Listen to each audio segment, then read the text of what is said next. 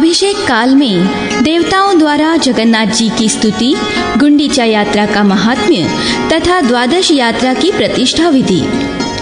पुरोहित वसु कहते हैं, ब्रह्मपुत्री मोहिनी उस समय इस प्रकार श्री कृष्ण, बलराम तथा सुभद्रा का अभिषेक करके प्रसन्नता से भरे हुए महाभाग देवगण उनकी स्तुति करते हैं। देवता कहते हैं, संपूर्ण लोकों का पालन करने वाले जगन्नाथ, आपकी जय हो, जय हो। पद्मनाभ, धरणीधर, आदिदेव, आपकी जय हो। वासुदेव, दिव्य मत्स्य रूप धारण करने वाले परमेश्वर, आपकी जय हो। देवश्रेष्ठ, समुद्र में शयन करने वाले माधव, योगेश्वर, आपकी जय हो। विश्वमूर्ते, चक्रधर, श्रीनिवास, आपकी जय हो। कच्छपावतार, आपकी जय हो। शेषशायिन, धर्मवास, गुणनिधान, आपकी जय हो। शांतिकर, ज्ञानमूर्ते, भाववेद्य, मुक्तिकर, आपकी जय हो, जय हो। विमल देह, सत्व गुण के निवास स्थान, गुण समूह, आपकी जय हो, जय हो। निर्गुण रूप, मोक्ष साधक, आपकी जय हो। लोक शरण, लक्ष्मीपते, कमल नयन, सृष्टिकर, आपकी जय हो, जय हो। आपका श्री विग्रह तीसी के फूल की भांति श्याम एवं सुंदर है, आपकी जय हो। आपका श्री अंग शेषनाग के शरीर पर शयन करता है, आपकी जय हो। भक्ति भावन, आपकी जय हो, जय हो। परम शांत, आपकी जय हो। नीलांबरधारी बलराम, आपकी जय हो। सांख्य वंदित, आपकी जय हो। पापहारी हरे, आपकी जय हो। जगन्नाथ श्री कृष्ण, आपकी जय हो। बलराम जी के अनुज, आपकी जय हो। मनोवांछित फल देने वाले देव, आपकी जय हो। वनमाला से आवृत वक्ष वाले नारायण, आपकी जय हो। विष्णु, आपकी जय हो। आपको नमस्कार है। इस प्रकार स्तुति करके इंद्र आदि देवता, सिद्ध, चारण, गंधर्व तथा अन्य स्वर्गवासी मन ही मन बड़े प्रसन्न होते हैं। वे तन्मय चित्त से श्री कृष्ण, बलराम और सुभद्रा देवी का दर्शन, स्तवन एवं नमस्कार करके अपने अपने निवास स्थान को चले जाते हैं। पुष्कर तीर्थ में 100 बार कपिला गौ का दान करने से अथवा 100 कन्याओं का दान करने से जो फल कहा गया है, उसी को मनुष्य मंच पर विराजमान श्री कृष्ण का दर्शन करने से पा लेता है। सबका आतिथ्य सत्कार करने से, विधि पूर्वक वृषोत्सर्ग करने से, ग्रीष्म ऋतु में जलदान देने से, चांद्रायण करने से, 1 मास तक निराहार रहने से तथा सब तीर्थों में जाकर व्रत और दान करने से जो फल प्राप्त होता है, वह सब मंच पर विराजमान सुभद्रा सहित श्री कृष्ण और बलराम का दर्शन करने से मिल जाता है। अतः स्त्री हो या पुरुष, सबको उस समय पुरुषोत्तम का दर्शन करना चाहिए। मोहिनी, भगवान श्री कृष्ण के स्नान किए हुए शेष जल से यदि विधि पूर्वक अभिषेक किया जाए तो वंध्या, मृतवत्सा, दुर्भगा, ग्रह पीड़िता, राक्षस गृहिता तथा रोगिणी स्त्रियां तत्काल शुद्ध हो जाती है और सुप्रभे जिन जिन मनोरथों को वे चाहती है उन सबको शीघ्र प्राप्त कर लेती है। अतः जलशायी भगवान श्री कृष्ण के स्नानावशेष जल से अपने संपूर्ण अंगों को सींचना चाहिए। जो लोग स्नान के पश्चात दक्षिणाभिमुख जाते हुए भगवान श्री कृष्ण का दर्शन करते हैं, वे ब्रह्महत्या आदि पापों से मुक्त हो जाते हैं। पृथ्वी के संपूर्ण तीर्थों की यात्रा करने का जो फल कहा गया है तथा गंगा द्वार, कुब्जाम्र तथा कुरुक्षेत्र में एवं पुष्कर आदि अन्य तीर्थों में सूर्य ग्रहण के समय स्नान करने से जो फल बताया गया है एवं वेद, शास्त्र, पुराण, महाभारत तथा संहिता आदि ग्रंथों में पुण्य कर्म का जो फल बताया गया है, उसे मनुष्य दक्षिणाभिमुख जाते हुए श्री कृष्ण, बलराम तथा सुभद्रा का दर्शन मात्र करके पा लेता है। भगवान श्री कृष्ण, बलराम और सुभद्रा ये रथ पर विराजमान होकर जब गुंडीचा मंडप की यात्रा करते हैं, उस समय उनका जो दर्शन करते हैं वे श्री हरि के धाम में जाते हैं। गुंडीचा यात्रा के समय फाल्गुन की पूर्णिमा को विषुव योग में जो मनुष्य एक बार पुरुषोत्तमपुरी की यात्रा करता है वह विष्णु लोक में जाता है।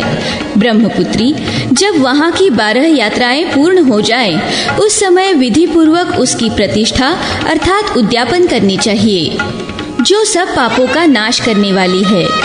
ज्येष्ठ मास के शुक्ल पक्ष में एकादशी तिथि को एकाग्र चित्त से किसी पवित्र जलाशय पर जाकर आचमन करें और इंद्रिय संयम पूर्वक पवित्र भाव से सब तीर्थों का आवाहन करके भगवान नारायण का ध्यान करते हुए शास्त्रीय पद्धति से स्नान करें। स्नान के पश्चात विधि पूर्वक देवताओं, ऋषियों, अपने पितरों तथा अन्य लोगों का उनके नाम और गोत्र का उच्चारण करते हुए तर्पण करें। फिर जल से निकलकर 2 स्वच्छ वस्त्र पहने और विधि से आचमन करके सूर्योपस्थान के पश्चात पुण्यमयी वेद माता गायत्री का 108 बार जप करें। साथ ही सूर्य देवता संबंधी अन्य मंत्रों का जप करके 3 बार परिक्रमा के पश्चात सूर्य देव को प्रणाम करें। ब्राह्मण, क्षत्रिय और वैश्य इन 3 वर्णों के लिए वेदोक्त विधि से स्नान और जप का विधान है। वरारोहे स्त्री और शूद्रों के स्नान और जप वैदिक विधि से रहित होते हैं। इसके बाद भक्तिभाव से मंदिर में स्थित श्री पुरुषोत्तम के समीप जाएं। वहां हाथ पैर धोकर विधि पूर्वक आचमन करके भगवान को पहले घी से स्नान करावे, उसके बाद दूध से। तत्पश्चात मधु गंधोदक एवं तीर्थ चंदन के जल से उन्हें स्नान कराकर 2 श्रेष्ठ वस्त्र भक्ति पूर्वक भगवान को पहनावे। चंदन, अगरू, कर्पूर तथा कुमकुम का लेप लगावे।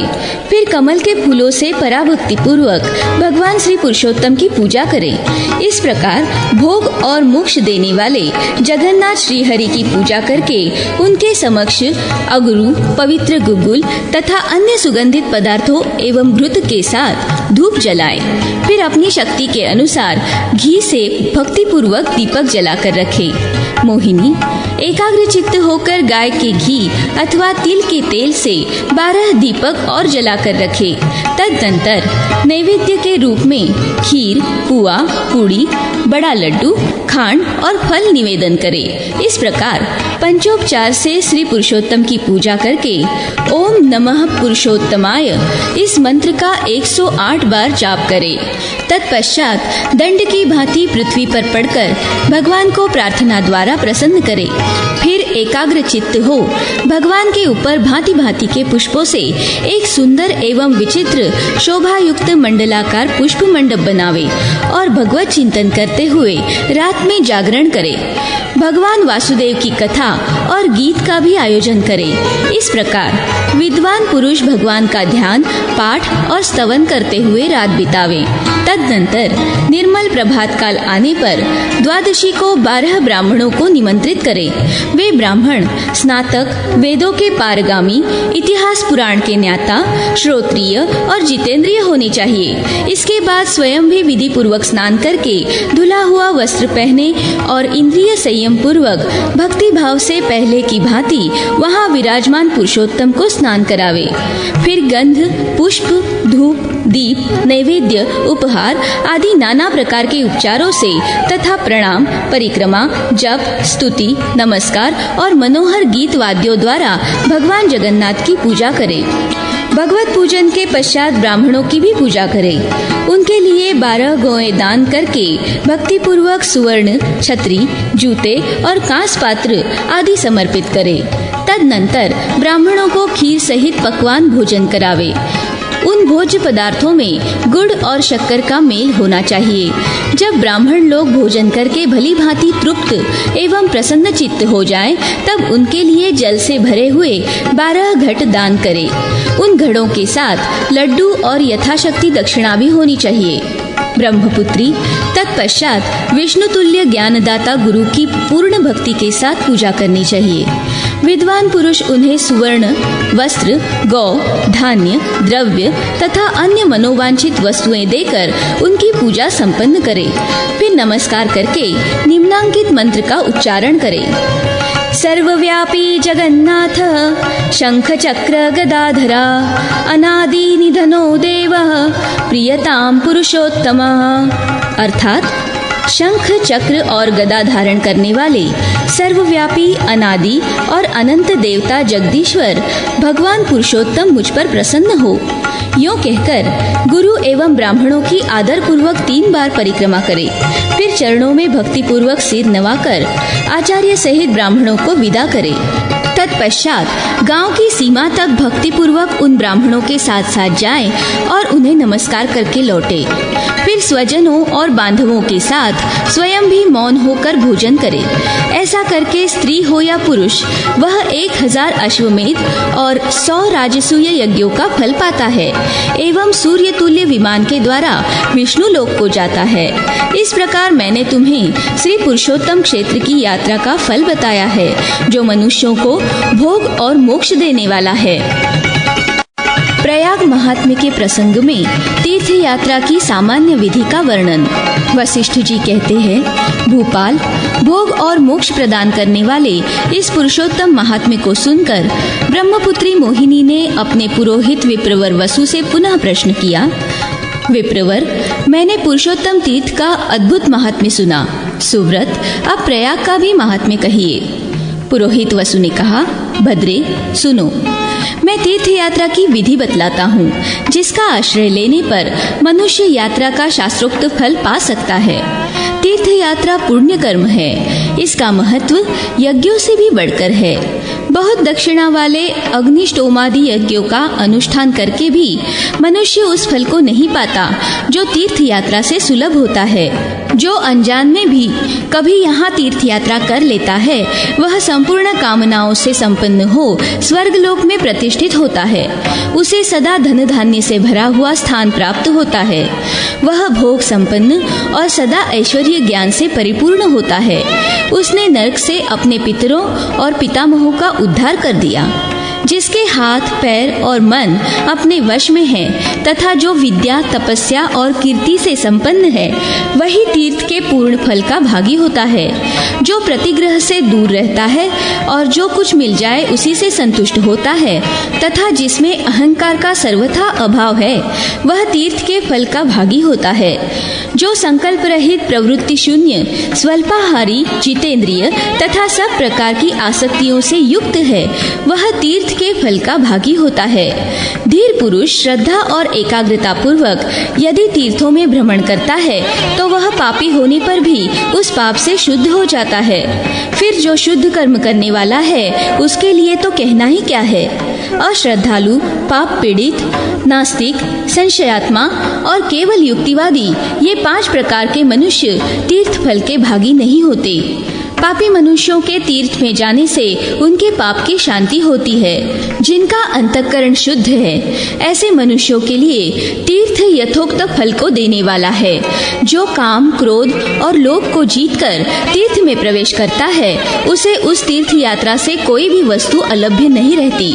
जो यथोक्त विधि से तीर्थ यात्रा करते हैं, संपूर्ण द्वंद्वों को सहन करने वाले वे धीर पुरुष स्वर्गगामी होते हैं। गंगा आदि तीर्थों में मछलियां निवास करती है, पक्षीगण देवालय में वास करते हैं, किंतु उनके चित्त भक्ति भाव से रहित होने के कारण तीर्थ सेवन तथा श्रेष्ठ देव मंदिर में रहने से कोई फल नहीं पाते। अतः हृदय कमल में भाव का संग्रह करके एकाग्र चित्त हो तीर्थों का सेवन करना चाहिए। मुनीश्वरों ने 3 प्रकार की तीर्थ यात्रा बताई है, कृत, प्रयुक्त तथा अनुमोदित। ब्रह्मचारी बालक संयम पूर्वक गुरु की आज्ञा में संलग्न रहकर उक्त तीनों प्रकार की तीर्थ यात्रा को विधि पूर्वक संपन्न कर लेता है, अर्थात ब्रह्मचर्य पालन, इंद्रिय संयम तथा गुरु सेवन से उसको गुरुकुल में ही तीर्थ यात्रा का पूरा फल मिल जाता है। जो कोई भी पुरुष तीर्थ यात्रा को जाए, वह पहले घर में ही रहकर पूर्ण संयम का अभ्यास करे और पवित्र एवं सावधान होकर भक्ति भाव से विनम्र हो गणेश जी की पूजा करें। तत्पश्चात देवताओं, पितरों, ब्राह्मणों तथा साधु पुरुषों का भी अपने वैभव और शक्ति के अनुसार प्रयत्न पूर्वक सत्कार करें। बुद्धिमान ब्राह्मण तीर्थ यात्रा से लौटने पर भी पुनः पूर्ववत देवताओं, पितरों और ब्राह्मणों का पूजन करे। ऐसा करने पर उसे तीर्थ से जिस फल की प्राप्ति बताई गई है, वह सब यहाँ प्राप्त होता है। प्रयाग में तीर्थ यात्रा में तथा माता पिता की मृत्यु होने पर अपने केशों का मुंडन करा देना चाहिए। ऐसा कोई कारण न होने पर व्यर्थ ही सिर न मुंडावे। जो गया जाने को उद्यत हो वह विधि पूर्वक श्राद्ध करके तीर्थ यात्री का वेश बना ले और अपने समूचे गांव की परिक्रमा करे। उसके बाद प्रतिदिन किसी से प्रतिग्रह न लेकर पैदल यात्रा करे। गया जाने वाले पुरुष को पग पग पर अश्वमेध यज्ञ का फल मिलता है। जो ऐश्वर्य के अभिमान से अथवा लोभ या मोह से किसी सवारी द्वारा यात्रा करता है उसकी वह तीर्थ यात्रा निष्फल है, इसलिए सवारी का त्याग करे। गोयान अर्थात बैलगाड़ी आदि पर तीर्थ में जाने से गोवध का पाप कहा गया है। अश्वयान अर्थात घोड़े या इक्के तांगे आदि पर जाने से वह यात्रा निष्फल होती है तथा नरयान अर्थात पालकी, रिक्शा आदि पर जाने से तीर्थ का आधा फल मिलता है, किंतु पैदल चलने से चौगुने फल की प्राप्ति होती है। वर्षा और धूप आदि में छाता लगाकर डंडा हाथ में लेकर चले और कंकड़ तथा कांटों में शरीर को कष्ट से बचाने की इच्छा से मनुष्य सदा जूता पहनकर चले। जो दूसरे के धन से तीर्थ यात्रा करता है उसे पुण्य का 16वां अंश प्राप्त होता है तथा जो दूसरे कार्य के प्रसंग से तीर्थ में जाता है उसे उसका आधा फल मिलता है। तीर्थ में ब्राह्मण की कदापि परीक्षा न करे। वहाँ याचक रूप से आए हुए ब्राह्मण को भी भोजन कराना चाहिए, ऐसा मनु का कथन है। तीर्थ में किया हुआ श्राद्ध पितरों के लिए तृप्तिकारक बताया गया है। समय में या असमय में मनुष्य जब भी तीर्थ में पहुँचे तब भी उसे तीर्थ श्राद्ध और पितृतर्पण अवश्य करना चाहिए।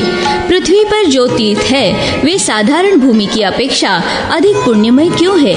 इसका कारण सुनो। जैसे शरीर के कुछ अवयव प्रधान माने गए हैं, उसी प्रकार पृथ्वी, जल और तेज के प्रभाव से तथा मुनियों के संगठन से तीर्थों को अधिक पवित्र कहा गया है। देवी, जो गंगा जी के समीप जाकर मुंडन नहीं कराता उसका समस्त शुभ कर्म नहीं किए हुए के समान हो जाता है। सरिताओं में श्रेष्ठ गंगा जी के समीप जाने पर कल्प भर के पापों का संग्रह मनुष्य के केशों का आश्रय लेकर स्थित हो जाता है। अतः उन केशों का त्याग कर देना चाहिए। मनुष्य के जितने नख और रोए गंगा जी के जल में गिरते हैं उतने सहस्त्र वर्षों तक वह स्वर्ग लोक में प्रतिष्ठित होता है। सती मोहिनी, जिसके पिता जीवित है वह विधिज्ञ पुरुष तीर्थ में जाने पर क्षौर तो करावे परंतु मूंछ न मुंडावे। प्रयाग में माघ मकर के स्नान की महिमा तथा वहाँ के भिन्न भिन्न तीर्थों का महात्म्य। पुरोहित वसु कहते हैं, मोहिनी सुनो, अब मैं प्रयाग के वेद सम्मत महात्म्य का वर्णन करता हूँ, जहाँ स्नान करके मानव सर्वथा शुद्ध हो जाता है। गंगा में जहाँ कहीं भी स्नान किया जाए यह कुरुक्षेत्र के समान पुण्यदायिनी है। उससे 10 गुना पुण्य देने वाली गंगा वह बताई गई है जहाँ वह विंध्य पर्वत से संयुक्त होती है। काशी की उत्तर वाहिनी गंगा विंध्य पर्वत के निकटवर्तिनी गंगा से 100 गुनी पुण्यदायिनी कही गई है। काशी से भी 100 गुना पुण्य वहाँ बताया गया है। जहाँ गंगा यमुना से मिलती है वह भी जहाँ तक पश्चिम वाहिनी है वहाँ उसमें सहस्त्र गुना पुण्य प्राप्त होता है।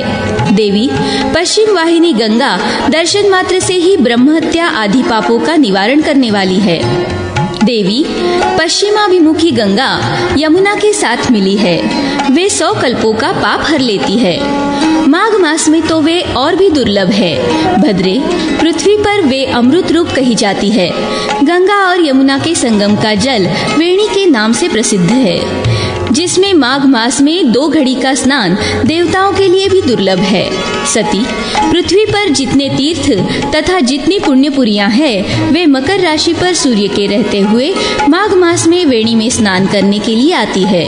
शुभे, ब्रह्मपुत्री मोहिनी, ब्रह्मा, विष्णु, महादेव, रुद्र, आदित्य, मरुदगण, गंधर्व, लोकपाल, यश, किन्नर, गुह्यक, अणिमादि गुणों से युक्त अन्यान्य तत्वदर्शी पुरुष ब्रह्माणी, पार्वती, लक्ष्मी, शची, मेधा, अदिति, रति, समस्त देवपत्नियां, नागपत्नियां तथा समस्त पितृगण ये सब के सब माघ मास में त्रिवेणी स्नान के लिए आते हैं। सत्य युग में तो उक्त सभी तीर्थ प्रत्यक्ष रूप धारण करके आते थे, किंतु कलियुग में वे छिपे रूप से आते हैं। पापियों के संग दोष से काले पड़े हुए संपूर्ण तीर्थ प्रयाग में माघ मास में स्नान करने से श्वेत वर्ण के हो जाते हैं। मकरस्थे रवो माघे गोविंदाच्युत माधव स्नानेनानेन मे देव यथोक्त फलदो भव। अर्थात गोविंद, अच्युत, माधव, देव मकर राशि पर सूर्य के रहते हुए माघ मास में त्रिवेणी के जल में किए हुए मेरे इस स्नान से संतुष्ट हो, आप शास्त्रोक्त फल देने वाले हो। इस मंत्र का उच्चारण करके मौन भाव से स्नान करें। वासुदेव, हरि, कृष्ण और माधव आदि नामों का बार बार स्मरण करे। मनुष्य अपने घर पर गर्म जल से 60 वर्षों तक जो स्नान करता है, उसके समान फल की प्राप्ति सूर्य के मकर राशि पर रहते समय एक बार के स्नान से ही हो जाती है। बाहर बावड़ी आदि में किया हुआ स्नान 12 वर्षों के स्नान का फल देने वाला है। पोखर में स्नान करने पर उससे दूना और नदी आदि में स्नान करने पर 4 गुना फल प्राप्त होता है।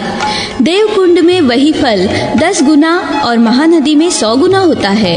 2 महानदियों के संगम में स्नान करने पर 400 गुने फल की प्राप्ति होती है।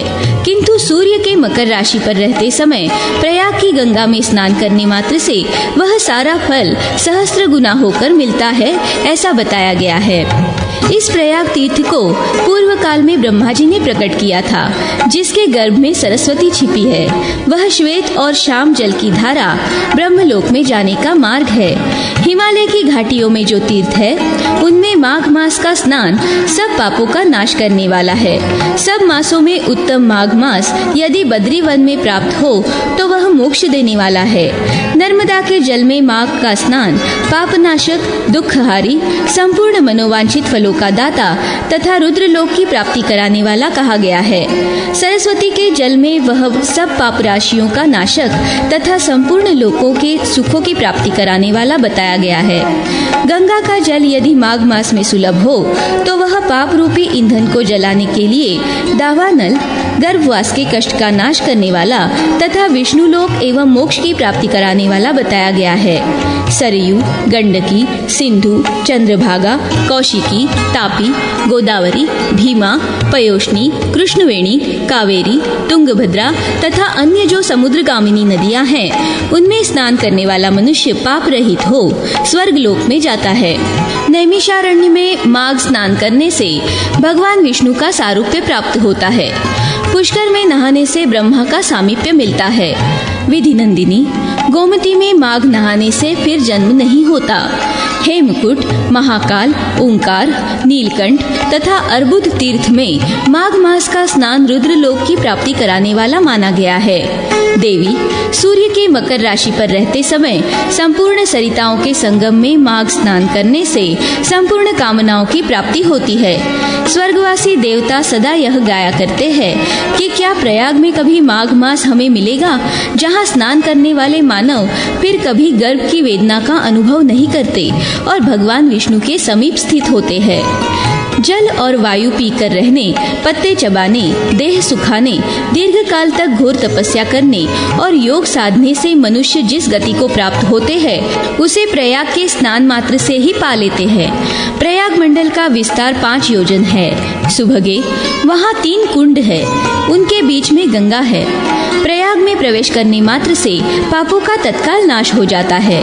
जो पवित्र है वह मन और इंद्रियों को संयम में रखकर हिंसा से दूर हो यदि श्रद्धा पूर्वक स्नान करता है तो पाप मुक्त होता और परम पद को प्राप्त करता है।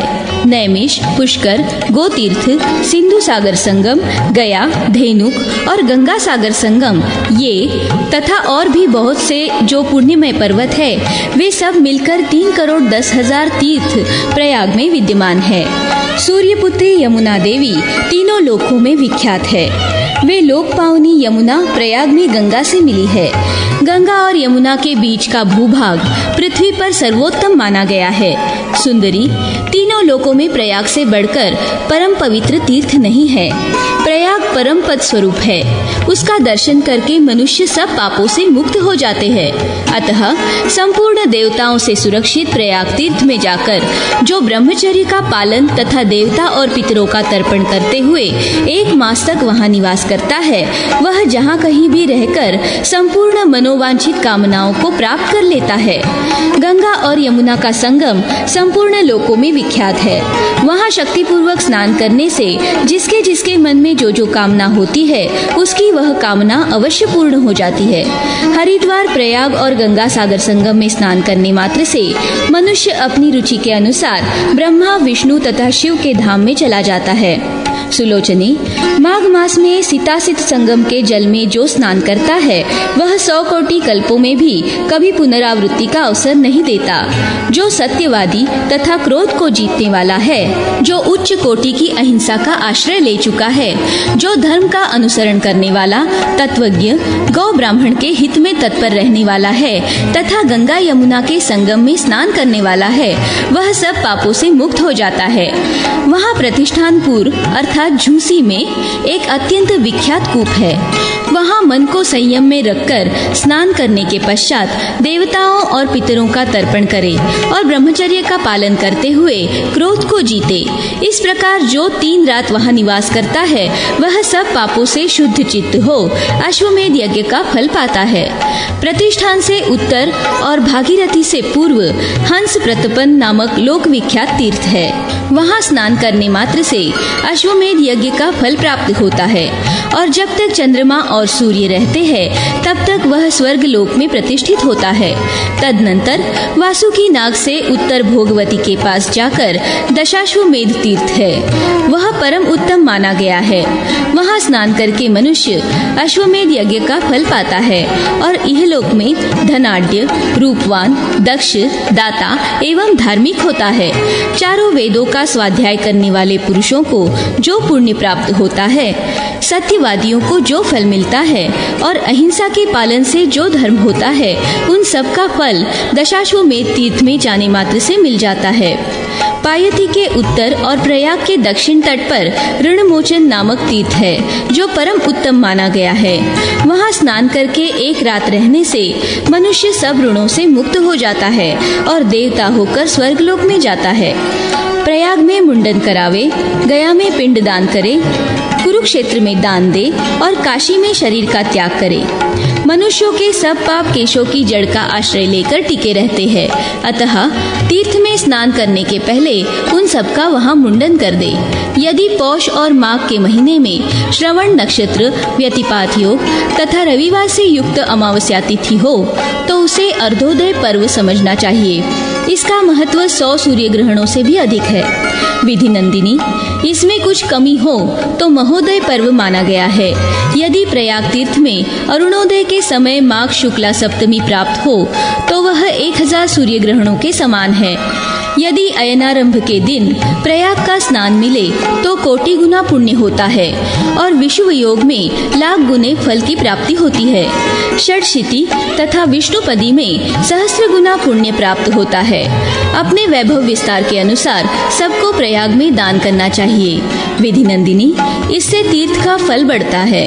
भद्रे, जो गंगा और यमुना के बीच में सुवर्ण, मणि, मोती या दूसरा कोई प्रतिग्रह देता है एवं जो वहाँ लाल या कपिल वर्ण की ऐसी गौ देता है जिसकी सींग में सोना, खुरों में चांदी, गले में वस्त्र हो, जो दूध देती हो और बछड़ा उसके साथ हो, शुक्ल वस्त्र धारण करने वाले शांत, धर्मज्ञ, वेदज्ञ एवं श्रोत्रिय ब्राह्मण को विधि पूर्वक जो पूर्वोक्त गौ देकर स्वीकार कराता है तथा उसके साथ बहुमूल्य वस्त्र और नाना प्रकार के रत्न भी देता है, उस गौ तथा बछड़े के शरीर में जितने रोमकूप होते हैं उतने सहस्र वर्षों तक वह दाता स्वर्ग लोक में प्रतिष्ठित होता है। उस दान कर्म से दाता लोग कभी नरक का दर्शन नहीं करते। सामान्य लाखों गौओं की अपेक्षा एक ही दूध देने वाली गौ दान करे। वह एक ही गौ स्त्री, पुत्र तथा भृत्य वर्ग का उद्धार कर देती है। इसलिए सब दानों में गोदान का महत्व अधिक है। दुर्गम स्थान में, विषम परिस्थिति में तथा घोर संकट के समय अथवा महापातकों के संक्रमण काल में गौ ही मनुष्य की रक्षा करती है। अतः श्रेष्ठ ब्राह्मण को गौ देनी चाहिए। तीर्थ में तथा पुण्यमय देव मंदिरों में दान नहीं लेना चाहिए। ब्राह्मण को चाहिए कि वह सभी निमित्तों में सावधान रहे।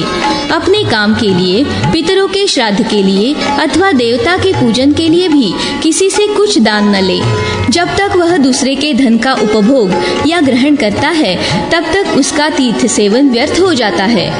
जो गंगा और यमुना के संगम पर कन्यादान करता है वह उस पुण्य कर्म के प्रभाव से कभी भयंकर नरक का दर्शन नहीं करता।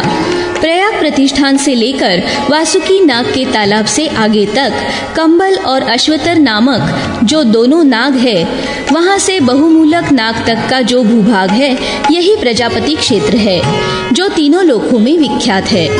इस क्षेत्र में जो स्नान करते हैं वे स्वर्ग में जाते हैं और मर जाते हैं, उनका फिर जन्म नहीं होता। सन्मार्ग में स्थित बुद्धिमान योगी को जो गति प्राप्त होती है वही गंगा यमुना के संगम में प्राण त्याग करने वाले को भी मिलती है। प्रयाग के दक्षिण यमुना तट पर विख्यात अग्नि तीर्थ है, पश्चिम में धर्मराज तीर्थ है।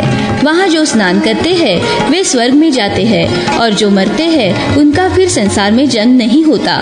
मोहिनी, यमुना के उत्तर तट पर बहुत से पाप नाशक तीर्थ हैं जो बड़े बड़े मुनीश्वरों से सेवित है। उनमें स्नान करने वाले स्वर्ग लोक को जाते हैं और जो मर जाते हैं उनका मोक्ष हो जाता है। गंगा और यमुना दोनों का पुण्य फल एक समान है, केवल जेठी होने से गंगा सर्वत्र पूजी जाती है।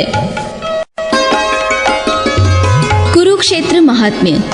मोहिनी बोली, पुरोहित जी, आप बड़े कृपालु और धर्मज्ञ हैं। आपको बहुत से विषयों का ज्ञान है।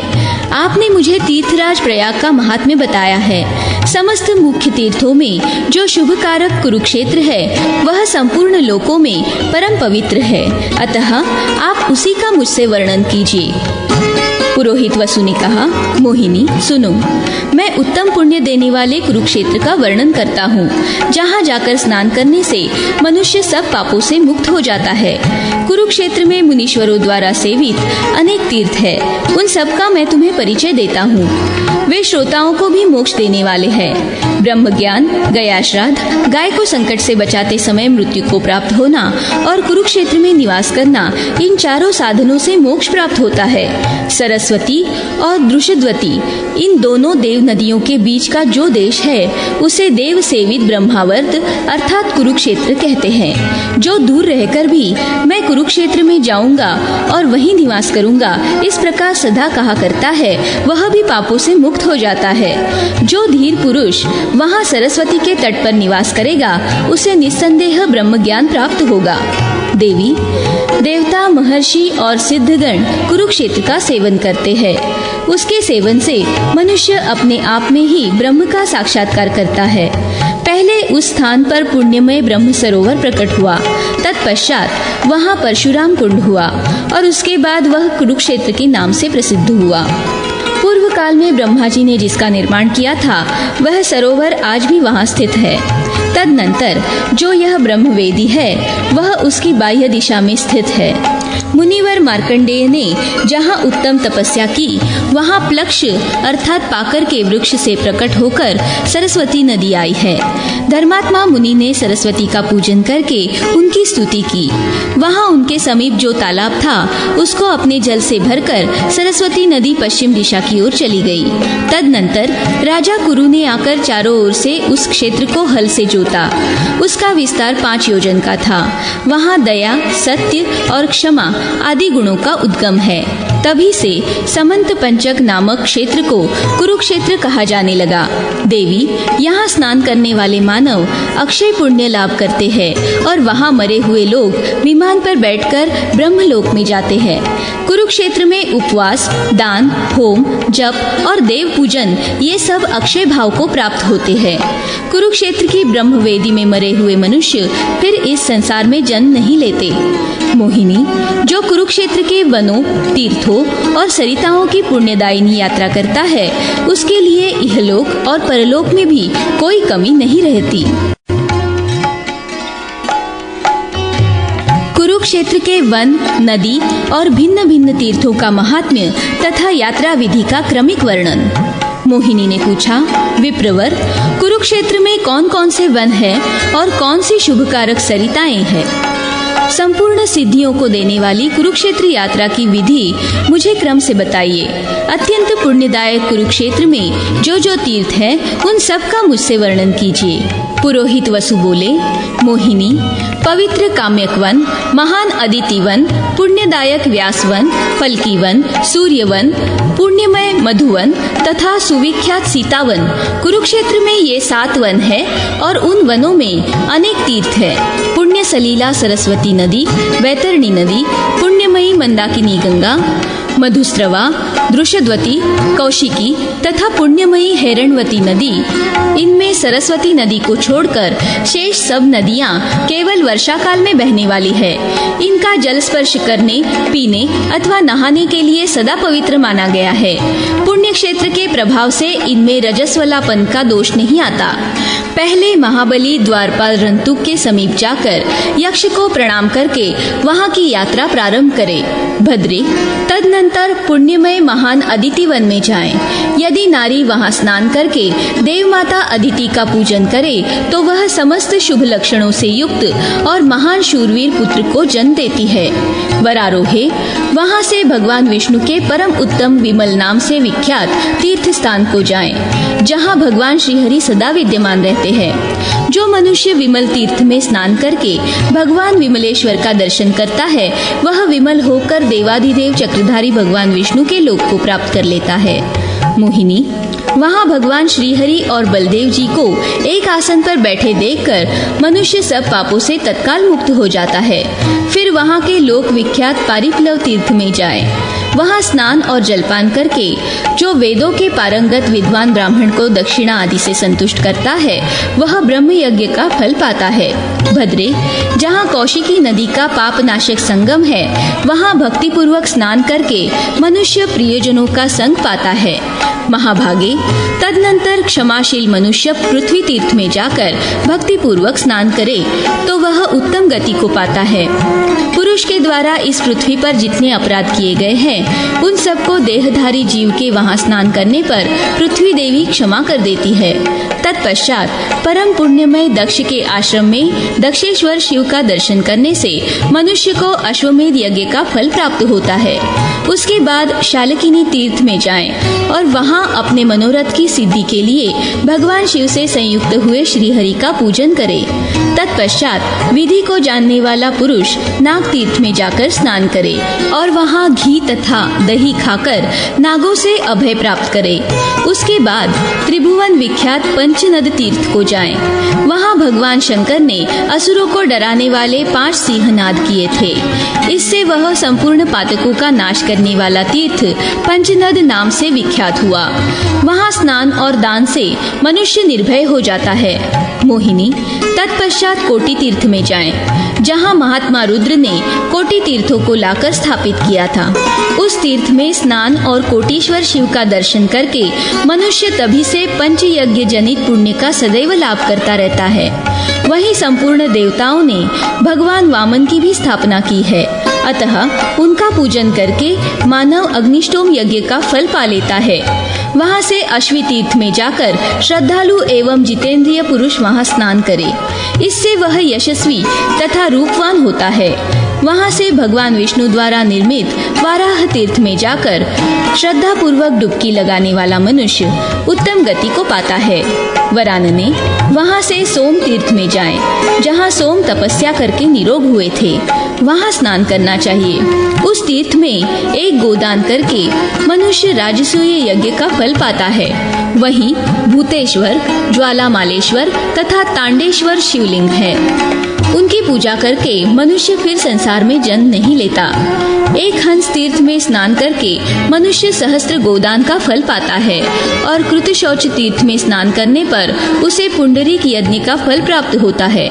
तदनंतर भगवान शिव के मुंजवट नामक तीर्थ में जाकर वहां एक रात निवास करे। फिर दूसरे दिन भगवान शिव की पूजा करके वह उनके गणों का अधिपति होता है। तदनंतर उस तीर्थ में परिक्रमा करके पुष्कर तीर्थ में जाएं। वहां स्नान और पितरों का पूजन करके मनुष्य कृतकृत्य हो जाता है। तदनंतर रामरुद्र को जाएं और वहां विधि पूर्वक स्नान करके देवताओं, ऋषियों तथा पितरों का पूजन अर्थात तर्पण आदि करे। इससे वह भोग और मोक्ष दोनों प्राप्त कर लेता है। जो उत्तम श्रद्धा पूर्वक परशुराम जी की पूजा करके वहाँ सुवर्ण दान करता है वह धनी होता है। वंशमूल तीर्थ में जाकर स्नान करने से तीर्थयात्री अपने वंश का उद्धार करता है और काय शोधन तीर्थ में स्नान करके शुद्ध शरीर हो श्रीहरि में प्रवेश करता है। तत्पश्चात लोकोद्धार तीर्थ में जाकर वहां स्नान करके भगवान जनार्दन का पूजन करे। ऐसा करने वाला पुरुष उस शाश्वत लोक को प्राप्त होता है जहां सनातन भगवान विष्णु विराजमान है। वहां से श्री तीर्थ एवं परम उत्तम शालग्राम तीर्थ में जाकर जो वहां स्नान करके श्री हरि का पूजन करता है वह प्रतिदिन भगवान को अपने समीप विद्यमान देखता है। कपिलारुद्र तीर्थ में जाकर वहां स्नान और देवता पितरों का पूजन करके मनुष्य सहस्त्र कपिलादान का पुण्य पाता है। भद्रे वहां जगदीश्वर कपिल का विधि पूर्वक पूजन करके मनुष्य देवताओं के द्वारा सत्कृत हो साक्षात भगवान शिव का पद प्राप्त कर लेता है। तदनंतर सूर्य तीर्थ में जाकर उपवास पूर्वक भगवान सूर्य का पूजन करे। इससे यात्री अग्निष्टोम यज्ञ का फल पाकर स्वर्ग लोक में जाता है। पृथ्वी के विवर द्वार पर साक्षात गणेश जी विराजमान है। उनका दर्शन और पूजन करके मनुष्य यज्ञानुष्ठान का फल पाता है। देवी तीर्थ में स्नान करने से मनुष्य को उत्तम रूप की प्राप्ति होती है और ब्रह्मावर्त में स्नान करके वह ब्रह्म ज्ञान प्राप्त कर लेता है। सुतीर्थ में स्नान करके देवताओं, ऋषियों, पितरों तथा मनुष्यों का पूजन करने पर मानव अश्वमेध यज्ञ का फल पाता है। कामेश्वर तीर्थ में श्रद्धा पूर्वक स्नान करके सब व्याधियों से मुक्त पुरुष शाश्वत ब्रह्म को प्राप्त कर लेता है। देवी मातृ तीर्थ में श्रद्धा पूर्वक स्नान और पूजन करने वाले पुरुष के घर 7 पीढ़ियों तक उत्तम लक्ष्मी बढ़ती रहती है। शुभे तदनंतर सीतावन नामक महान तीर्थ में जाएं। वहां अपना केश मुंडाकर मनुष्य पाप से शुद्ध हो जाता है। वहीं तीनों लोकों में विख्यात दशाश्वमेध नामक तीर्थ है जिसके दर्शन मात्र से मानव पाप मुक्त हो जाता है। विधि नंदिनी यदि पुनः मनुष्य जन्म पाने की इच्छा हो तो मानुष तीर्थ में जाकर स्नान करना चाहिए। मानुष तीर्थ से 1 कोस की दूरी पर आपगा नाम से विख्यात एक महानदी है। वहां विधि पूर्वक स्नान करके श्रेष्ठ ब्राह्मण को सांवा के चावल की खीर भोजन करावे। ऐसा करने वाले पुरुष के पापों का नाश हो जाता है और वहां श्राद्ध करने से पितरों की सद्गति होती है। भाद्रपद मास के कृष्ण पक्ष में जिसे पितृपक्ष एवं महालय भी कहते हैं, चतुर्दशी को मध्याह्न में आपगा के तट पर पिंडदान करने वाला मनुष्य मोक्ष पाता है। वहां से ब्रह्मा जी के स्थान ब्राह्मोदुम्बरक तीर्थ में जाएं। वहां ब्रह्मर्षियों के कुंड में स्नान करके मनुष्य सोमयाग का फल पाता है। वृद्ध केदारक तीर्थ में दंडी सहित स्थाणु की पूजा करके कलश तीर्थ में जाएं, जहां साक्षात अंबिका देवी विराजमान है। वहां स्नान करके अंबिका जी की पूजा करने से मानव भवसागर के पार हो जाता है। सरक तीर्थ में कृष्ण पक्ष की चतुर्दशी को भगवान महेश्वर का दर्शन करके श्रद्धालु मनुष्य शिवधाम में जाता है। भामिनी सरक में 3 करोड़ तीर्थ हैं। सरोवर के मध्य में जो कूप है उसमें कोटि रुद्रों का निवास है। जो मानव उस सरोवर में स्नान करके उन कोटि रुद्रों का स्मरण करता है उसके द्वारा वे करोड़ों रुद्र पूजित होते हैं। वहीं इहास्पद नामक तीर्थ है जो सब पापों का नाश करने वाला है। उस तीर्थ में जाकर उसके दर्शन मात्र से ही मानव मोक्ष प्राप्त कर लेता है। वहाँ के देवताओं और पितरों का पूजन करके वह कभी दुर्गति में नहीं पड़ता और मनचाही वस्तुओं को प्राप्त कर लेता है। केदार नामक महातीर्थ मनुष्य के सब पापों का नाश कर देता है। वहाँ स्नान करके पुरुष सब दानों का फल पाता है। सरक से पूर्व दिशा में अन्य जन्म नाम से विख्यात तथा स्वच्छ जल से भरा हुआ एक सरोवर है, जहाँ भगवान विष्णु और शिव दोनों स्थित हैं। भगवान विष्णु तो वहाँ चतुर्भुज रूप से विराजमान है और भगवान शिव लिंग रूप में स्थित है। वहाँ स्नान करके उन दोनों का दर्शन और स्तवन करने पर मनुष्य मोक्ष प्राप्त कर लेता है। तदनंतर नागरध में जाकर स्नान करे। वहाँ चैत्र शुक्ला पूर्णिमा को श्राद्ध का दान करने वाला पुरुष यमलोक नहीं देखता, उसे मोक्ष प्राप्त हो जाता है। तत्पश्चात देव सेवित त्रिविष्टप तीर्थ में जाएं, जहाँ सब पापों से मुक्त करने वाली वैतरणी नाम की पवित्र नदी है। उसमें स्नान करके शूलपाणी भगवान वृषध्वज का पूजन करने पर सब पापों से शुद्ध चित्त हो मनुष्य परम गति प्राप्त कर लेता है। रसावर्त तीर्थ में स्नान करने से मनुष्य को परम उत्तम सिद्धि प्राप्त होती है। चैत्र मास के शुक्ल पक्ष की चतुर्दशी को विलेपक तीर्थ में स्नान करके जो भक्ति भाव से भगवान शिव की पूजा करता है वह सब पापों से छूट जाता है। देवी, तत्पश्चात मनुष्य परम उत्तम फल की वन में जाएं, जहाँ देवता और गंधर्व बड़ी भारी तपस्या करते हैं। वहाँ दृषद्वती नदी में विधि पूर्वक स्नान करके मनुष्य देवताओं और पितरों का तर्पण करने पर अग्निष्टोम और अतिरात्रि यज्ञ का फल पाता है। जो वहाँ अमावस्या तथा पूर्णिमा को श्राद्ध करता है उसे गया श्राद्ध के समान उत्तम फल प्राप्त होता है। श्राद्ध में फल की वन के स्मरण का फल पितरों को तृप्ति देने वाला है। तदनंतर पाणीघाट तीर्थ में पितरों का तर्पण करके मानव राजसूय यज्ञ का फल पाता और सांख्य एवं योगी को भी प्राप्त कर लेता है। तत्पश्चात मिश्रक तीर्थ में विधि पूर्वक स्नान करके मनुष्य संपूर्ण तीर्थों के फल का भागी होता और उत्तम गति को पाता है। वहाँ से व्यास वन में जाकर जो मनोजव तीर्थ में स्नान और मनीषी प्रभु का दर्शन करता है वह मनचाही वस्तु प्राप्त कर लेता है। तदनंतर मधुवन में जाकर देवी तीर्थ में स्नान करके शुद्ध हुआ मनुष्य देवताओं तथा ऋषियों की पूजा करके उत्तम सिद्धि अर्थात मोक्ष प्राप्त कर लेता है। कौशिकी संगम तीर्थ में जाकर दृषद्वती नदी में स्नान करने वाला पुरुष यदि नियमित आहार करके नियम पूर्वक रहे तो सब पापों से मुक्त हो जाता है। वहाँ से व्यास स्थली को जाए, वहाँ जाने से मनुष्य शोक का भागी नहीं होता। किंदुषु कूप में जाकर वहाँ शेर भर तिल दान करके मानव परम सिद्धि प्राप्त करता है और मरने पर मुक्त हो जाता है। आन्ह और मुदित ये दो तीर्थ भूतल पर विख्यात है। इनमें स्नान करके शुद्ध चित्त हुआ मानव सूर्यलोक को प्राप्त कर लेता है। तदनंतर मृगमुच्च तीर्थ में जाकर जो गंगा को प्रणाम करके स्थित होता है वह महादेव जी का पूजन करके अश्वमेध यज्ञ का फल पाता है। इसके बाद तीनों लोकों में विख्यात वामन तीर्थ में जाएं, जहां बलि के यज्ञ में उनके राज्य को हर लेने की इच्छा से भगवान वामन का प्रादुर्भाव हुआ था। वहां विष्णु पद में स्नान और वामन जी का पूजन करके सब पापों से शुद्ध चित्त हुआ मनुष्य भगवान विष्णु के लोक में प्रतिष्ठित होता है। वही सब पातकों का नाश करने वाला ज्येष्ठाश्रम तीर्थ है। ज्येष्ठ शुक्ला एकादशी को उपवास करके दूसरे दिन द्वादशी को वहाँ विधि पूर्वक स्नान करने वाला पुरुष मनुष्यों में श्रेष्ठता प्राप्त कर लेता है। देवी, उस तीर्थ में किया हुआ श्राद्ध पितरों को अत्यंत संतोष देने वाला होता है। वही सूर्य तीर्थ है। उसमें स्नान करके मानव सूर्य लोक का भागी होता है। कुलोत्तारण तीर्थ में जाकर स्नान करने वाला पुरुष अपने कुल का उद्धार करके कल्प पर्यंत स्वर्ग लोक में निवास करता है। पवन कुंड में स्नान करके भगवान महेश्वर का दर्शन करने से मनुष्य सब पापों से मुक्त हो भगवान शिव के धाम में जाता है। हनुमत तीर्थ में स्नान करके मानव मोक्ष प्राप्त कर लेता है। राजर्षि शालहोत्र के तीर्थ में स्नान करने से सब पाप दूर हो जाते हैं। सरस्वती के श्री कुंभ नामक तीर्थ में स्नान करके यज्ञ का भागी होता है। नैमिष कुंड में स्नान करने से नैमिषारण्य में स्नान का पुण्य प्राप्त होता है। वेदवती तीर्थ में स्नान करके नारी सती धर्म के पालन का पुण्य प्राप्त कर लेती है। ब्रह्म तीर्थ में स्नान करने से मनुष्य ब्राह्मणत्व प्राप्त करता है और ब्रह्मा जी के उस परम धाम में जाता है जहाँ जाकर कोई शोक नहीं करता। सोम तीर्थ में स्नान करके मनुष्य स्वर्गीय गति प्राप्त कर लेता है। सप्त सारस्वत तीर्थ में जाकर स्नान करने वाला मनुष्य मोक्ष का भागी होता है।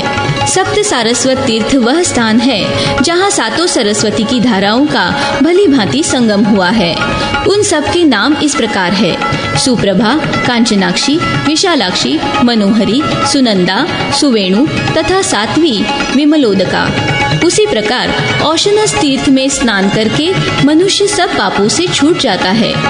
कपाल मोचन में स्नान करके ब्रह्म हत्यारा भी शुद्ध हो जाता है। विश्वामित्र तीर्थ में स्नान करने वाला मानव ब्राह्मणत्व प्राप्त कर लेता है। तदनंतर पृथुदक तीर्थ में स्नान करके तीर्थ सेवी पुरुष भव बंधन से मुक्त हो जाता है और अवकीर्ण में स्नान करने से उसे ब्रह्मचर्य का फल मिलता है।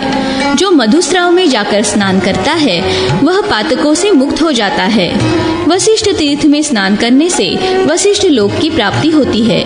अरुणा संगम में स्नान करके 3 रात उपवास करने वाला मनुष्य पुनः स्नान करके मोक्ष का भागी होता है। मोहिनी, वहाँ दूसरा सोम तीर्थ है।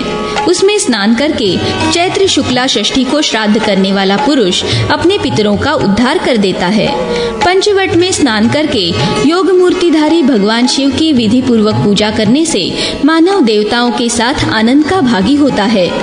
कुरु तीर्थ में स्नान करने वाला मनुष्य संपूर्ण सिद्धियों को पा लेता है। स्वर्ग द्वार में गोता लगाने वाला मानव स्वर्ग लोक में पूजित होता है। अनरक तीर्थ में स्नान करने वाला पुरुष सब पापों से छूट जाता है।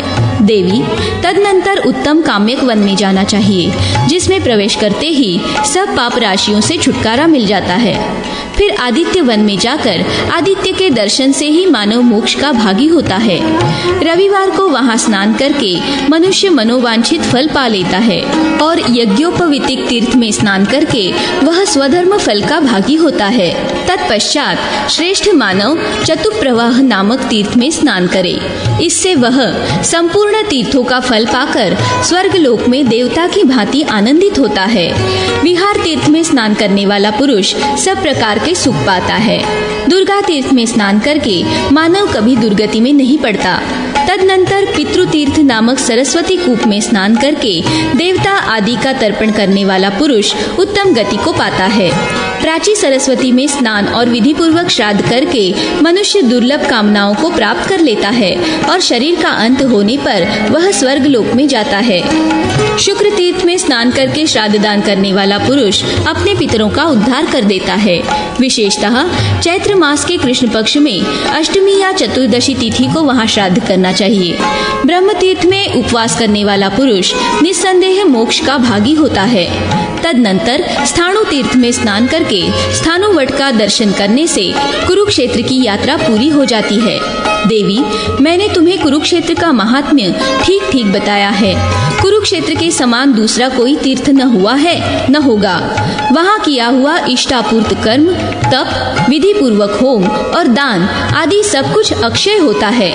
मन्वादि तिथि, युगादि तिथि, चंद्र ग्रहण, सूर्य ग्रहण, महापात अर्थात व्यतिपात, संक्रांति तथा अन्य पुण्य पर्वों के दिन कुरुक्षेत्र में स्नान करने वाला पुरुष अक्षय फल का भागी होता है। महात्मा पुरुषों के कलियुग जनित पापों का शोधन करने के लिए ब्रह्मा जी ने सुखदायक कुरुक्षेत्र तीर्थ का निर्माण किया है। जो मनुष्य इस पापनाशक पुण्य कथा का भक्ति भाव से कीर्तन अथवा श्रवण करता है वह भी सब पापों से छूट जाता है। जो मनुष्य सूर्य ग्रहण के समय कुरुक्षेत्र में जो जो वस्तुएं देता है उसी को वह सदा प्रत्येक जन्म में पाता है। ब्रह्मपुत्री मोहिनी, बहुत कहने से क्या लाभ, मेरा निश्चित विचार सुनो। यदि कोई संसार बंधन से मुक्त होना चाहे तो उसे कुरुक्षेत्र का सेवन करना ही चाहिए। गंगा द्वार अर्थात हरिद्वार और वहाँ के विभिन्न तीर्थों का महात्म्य। मोहिनी बोली, द्विज श्रेष्ठ, मैंने आपके मुख से कुरुक्षेत्र का उत्तम महात्म्य सुना है। गुरुदेव, अब गंगा द्वार नामक विख्यात जो पुण्यदायक तीर्थ है उसका वर्णन कीजिए। पुरोहित वसु ने कहा, भद्रे, राजा भगीरथ के रथ के पीछे चलने वाली अलकनंदा गंगा सहस्त्रों पर्वतों को विदीर्ण करती हुई जहाँ भूमि पर उतरी है, जहाँ पूर्व काल में दक्ष प्रजापति ने यज्ञेश्वर भगवान विष्णु का यजन किया है, वह पुण्यदायक क्षेत्र हरिद्वार ही गंगा द्वार है, जो मनुष्यों के समस्त पातकों का नाश करने वाला है। प्रजापति दक्ष के उस यज्ञ में इंद्रादि सब देवता बुलाए गए थे और वे सब अपने अपने गणों के साथ यज्ञ में भाग लेने की इच्छा से वहां आए थे। शुभे, उसमें देवर्षि, शिष्य प्रशिष्यों सहित शुद्ध अंतःकरण वाले ब्रह्मर्षि तथा राजर्षि भी पधारे थे। पिनाकपाणी भगवान शंकर को छोड़कर अन्य सब देवताओं को निमंत्रित किया गया था। वे सब देवता विमानों पर बैठकर अपनी प्रिय पत्नियों के साथ दक्ष प्रजापति के यज्ञोत्सव में जा रहे थे और प्रसन्नता पूर्वक आपस में उस उत्सव का वर्णन भी करते थे कैलाश पर रहने वाली देवी सती ने उनकी बातें सुनी। सुनकर वे पिता का यज्ञोत्सव देखने के लिए उत्सुक हुई। उस समय सती ने महादेव जी से उस उत्सव में चलने की प्रार्थना की। उनकी बात सुनकर भगवान शिव ने कहा, देवी, वहाँ जाना कल्याणकर नहीं होगा। किंतु सती जी अपने पिता का यज्ञोत्सव देखने के लिए चल दी। भद्रे, सती देवी वहाँ पहुँच तो गई, किंतु किसी ने उनका स्वागत सत्कार नहीं किया। तब तन्वंगी सती ने वहाँ अपने प्राण त्याग दिए। अतः वह स्थान एक उत्तम क्षेत्र बन गया है। जो उस तीर्थ में स्नान करके देवताओं तथा पितरों का तर्पण करते हैं, वे देवी के अत्यंत प्रिय होते हैं। वे भोग और मोक्ष के प्रधान अधिकारी हो जाते हैं। तदनंतर देवर्षि नारद से अपनी प्रिया सती जी के प्राण त्याग का समाचार सुनकर भगवान शंकर ने वीरभद्र को उत्पन्न किया। वीरभद्र ने संपूर्ण प्रमथ गणों के साथ जाकर उस यज्ञ का नाश कर दिया। फिर ब्रह्मा जी की प्रार्थना से तुरंत प्रसन्न होकर भगवान शंकर ने उस विकृत यज्ञ को पुनः संपन्न किया। तब से वह अनुपम तीर्थ संपूर्ण पातकों का नाश करने वाला हुआ। मोहिनी, उस तीर्थ में विधि पूर्वक स्नान करके मनुष्य जिस जिस कामना का चिंतन करता है उसे अवश्य प्राप्त कर लेता है। जहाँ दक्ष तथा देवताओं ने यज्ञों के स्वामी साक्षात अविनाशी भगवान विष्णु का स्तवन किया था, वह स्थान हरितीर्थ के नाम से प्रसिद्ध है। सती मोहिनी, जो मानव उस हरिपद तीर्थ अर्थात हरि की पैड़ी में विधि पूर्वक स्नान करता है, वह भगवान विष्णु का प्रिय तथा भोग और मोक्ष का प्रधान अधिकारी होता है। उससे पूर्व दिशा में त्रिगंग नाम से विख्यात क्षेत्र है, जहाँ सब लोग त्रिपतगा गंगा का साक्षात दर्शन करते हैं। वहाँ स्नान करके देवताओं, ऋषियों, पितरों और मनुष्यों का श्रद्धा पूर्वक तर्पण करने वाले पुरुष स्वर्गलोक में देवता की भांति आनंदित होते हैं। वहाँ से दक्षिण दिशा में कनखल तीर्थ में जाएं। वहाँ दिन रात उपवास और स्नान करके मनुष्य सब पापों से मुक्त हो जाता है। देवी, जो वहाँ वेदों के पारंगत विद्वान ब्राह्मण को गोदान देता है, वह कभी वैतरणी नदी और यमराज को नहीं देखता है। वहाँ किए गए जप, होम, तप और दान अक्षय होते हैं। सुमध्य में वहाँ से पश्चिम दिशा में कोटि तीर्थ है, जहाँ भगवान कोटीश्वर का दर्शन करने से कोटि गुना पुण्य प्राप्त होता है और एक रात वहाँ निवास करने से पुंडरीक यज्ञ का फल मिलता है। इसी प्रकार वहाँ से उत्तर दिशा में सप्तगंग अर्थात सप्त सरोवर नाम से विख्यात उत्तम तीर्थ है। देवी, वह संपूर्ण पातकों का नाश करने वाला है।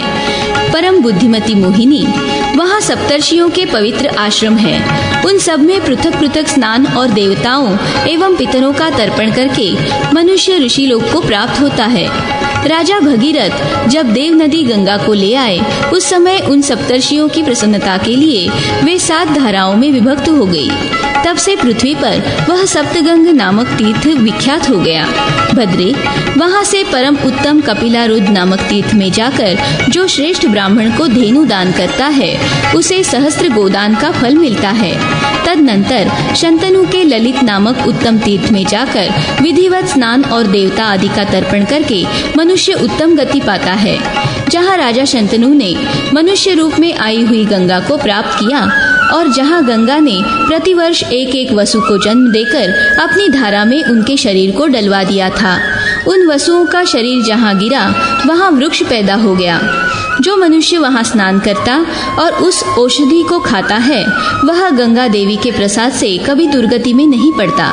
वहाँ से भीमस्थल अर्थात भीमगोड़ा में जाकर जो पुण्यात्मा पुरुष स्नान करता है, वह इस लोक में उत्तम भोग भोग कर शरीर का अंत होने पर स्वर्ग लोक में जाता है। यह संक्षेप से तुम्हें थोड़े से तीर्थों का परिचय दिया गया है। जो इस क्षेत्र में बृहस्पति के कुंभ राशि पर और सूर्य के मेष राशि पर रहते समय स्नान करता है, वह साक्षात बृहस्पति और दूसरे सूर्य के समान तेजस्वी होता है। प्रयाग आदि पुण्य तीर्थ में एवं पृथोदक तीर्थ में जाने पर जो वारुण, महावारुण तथा महामहावारुण योग में वहाँ विधि पूर्वक स्नान करता है और भक्तिभाव से ब्राह्मणों का पूजन करता है, वह ब्रह्मपद को प्राप्त होता है। संक्रांति, अमावस्या, व्यतिपात, युगादि तिथि तथा और किसी पुण्य दिन को जो वहाँ थोड़ा भी दान करता है, वह कोटि गुना हो जाता है। यह मैंने तुमसे सच्ची बात बताई है। जो मानव दूर रहकर भी गंगा द्वार का स्मरण करता है, वह उसी प्रकार सद्गति पाता है, जैसे अंतकाल में श्रीहरि को स्मरण करने वाला पुरुष। मनुष्य शुद्ध चित्त होकर हरिद्वार में जिस जिस देवता का पूजन करता है वह परम प्रसन्न होकर उसके मनोरथों को पूर्ण करता है। जहाँ गंगा भूतल पर आई है वही तपस्या का स्थान है, यही जप का स्थल है और यही होम का स्थान है। जो मनुष्य नियम पूर्वक रहकर तीनों समय स्नान करके वहाँ गंगा सहस्त्र नाम का पठन करता है वह अक्षय संतति पाता है। महाभागे, जो नियम पूर्वक भक्ति भाव से गंगा द्वार में पुराण सुनाता है वह अविनाशी पद को प्राप्त होता है। जो श्रेष्ठ मानव हरिद्वार का महात्म्य सुनता है अथवा भक्ति भाव से उसका पाठ करता है वह भी स्नान का फल पाता है।